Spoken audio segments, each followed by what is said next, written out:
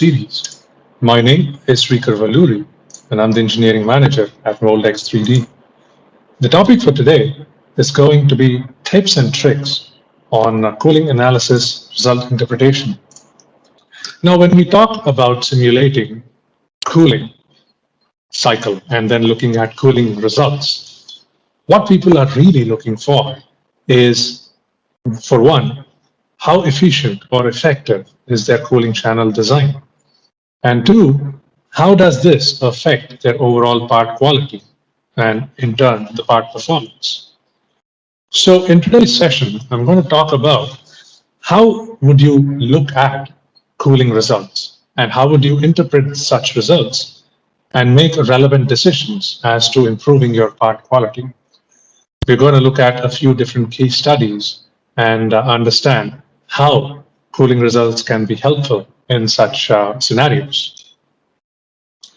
Now, before that, we can quickly go over a few direct results that are an output from simulation software as such. So one of the basic results whenever you talk about running a cooling analysis is part temperature distribution. Now, with temperature distribution, you can also look at not just the part temperature, but also your mole temperature distribution.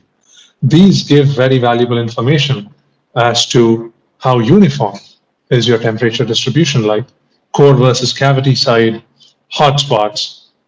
What is the peak temperature? Is it within acceptable ranges, etc.? And of course, you will also be able to look at what your statistical analysis looks like for your temperature distribution. When talking about temperature distribution, there is also another thing that we need to keep in mind, which is whether the system overall, whether the model overall has reached a steady state temperature. In other words, simulation software allows you to run a transient cooling analysis. And what this means is the system will go through multiple cycles, right from fill all the way to ejection. And then it'll go through all those multiple cycles until it has reached a steady state temperature, which is defined by a tolerance or a range of acceptable temperature that you can set up before launching a simulation.